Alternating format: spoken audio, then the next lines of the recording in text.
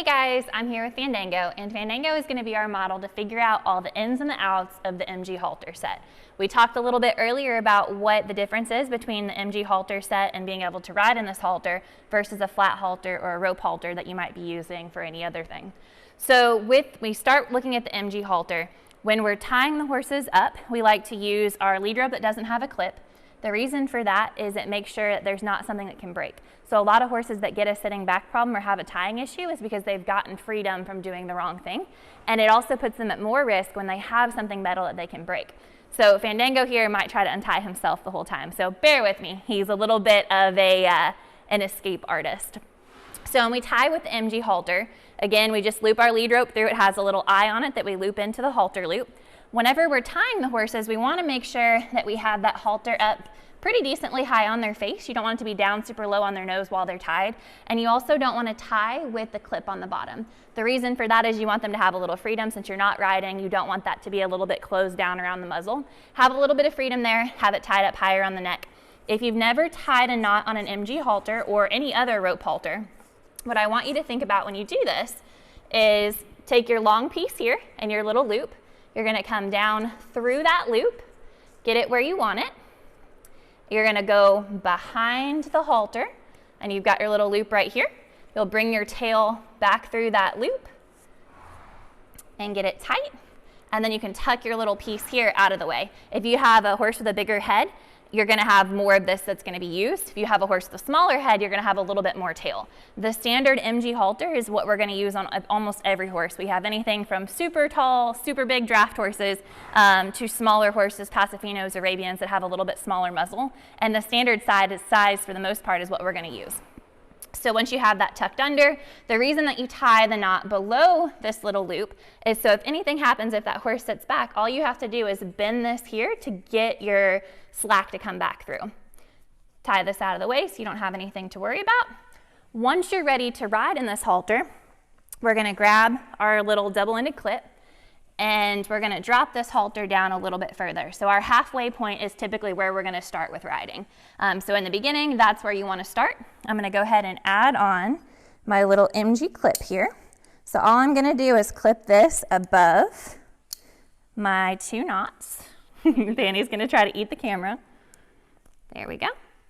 Going to clip that in, and that's going to sit right here, and that's going to make this just a little bit tighter around the nose so you can be more direct with what you're asking. And that way, whenever we pull on the reins, which we're going to ride with this halter, when we pull on the reins, it's going to make it be as clear as possible to the horse. We're at that halfway starting point. I'm going to go ahead and grab my reins. The lead rope that is attached to this is 15 foot, gives you enough to tie with, gives you some room to work with, gives you an opportunity to throw that up over a tree limb if you need to tie somewhere out on the trail. Makes it really nice to have all of that extra. These are 10-foot reins, and same thing, we have a starting point for these. So the first place that we're going to hook them is right here. That's going to be your starting place, right where the bit would be, and that's where we're going to clip to on both sides. Now when you start working with your horse, if you find that your horse is more resistant going through the grade levels, there's a couple different things you can do. If you're just working with the horse and you haven't gotten on their back yet and you haven't gotten to that part of the respect series, what you're going to do if you have a horse that's being a little bit more resistant is you're going to drop that halter down a little lower on their nose. So the lower you go, the easier it is to be able to ask more softly, to be able to help a horse that's more resistant to be clear and to be a little bit more sensitive. If you have a horse that's doing really well, you can always bring that up a little higher on their nose. So that's the first thing that we can do whenever we're working with the horse and we're from the ground. So if we're riding, same thing, we're riding that horse, we're on the middle setting, and we see that we're having to work a little bit harder. The first thing you can do from the saddle, and you don't have to worry about getting off your horse to do it, is you can actually take these and go one knot up.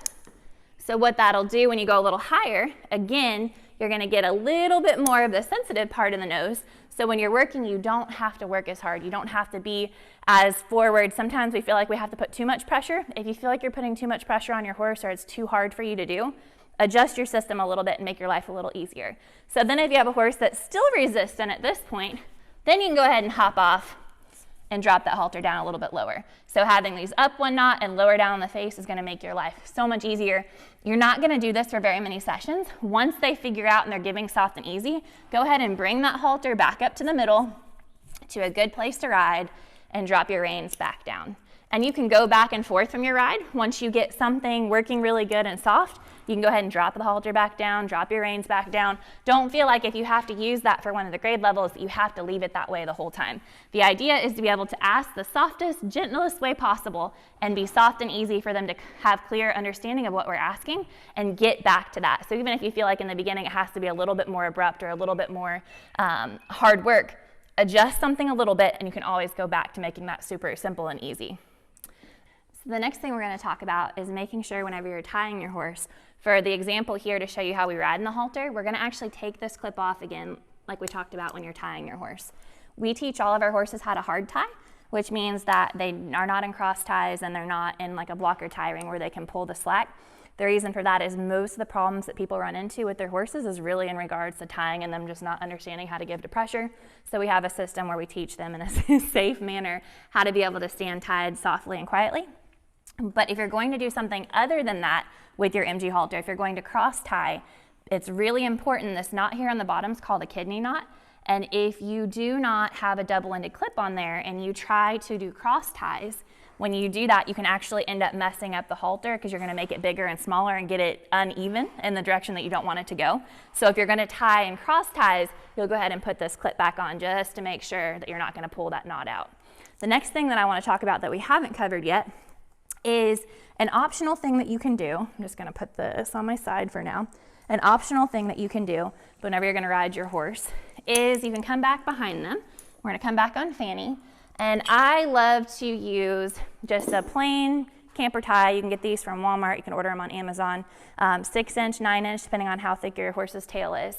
And we're going to come back here and we're going to tie his tail up. So he has this long, beautiful tail. One of our biggest pet peeves is that horses step on their tails. We also don't want him to feel any kind of repercussion for doing the right thing when we're having him back up in a drill such as a spiral. He's going to untie himself while I'm doing this. So what I'm going to do is I'm going to go below the base of the tail, base of the tailbone, and I'm going to start braiding this up, just a normal braid. And I'll braid it all the way down to the bottom. It doesn't have to look pretty. This one's definitely not going to. We're going to braid it all the way down. And then what we're going to do once we get that braid down to the bottom, you want to make this pretty tight. It's below the tailbone, so it's not a big deal for it to be tight. Go ahead and make it pretty tight so it'll set in. We're going to leave a little bit at the bottom that's fluffy. That's going to be his swatter. So you're going to come up and through the braid. Go ahead and bring the loop of that tail back through. We're going to bend it over itself like this. So he'll have a fly swatter. You're going to take your little camper tie and you're going to take that around the center of those braids. So if they have a thick tail, you might have to work kind of hard at this. You will, at some point, pop yourself with the popper, which just prepare yourself. It doesn't feel real great. So for him, you could probably go a little bit bigger than the 6-inch. So whenever you put that down, he's got a fly swatter, and it also keeps him from stepping on his tail. Thank you guys for watching.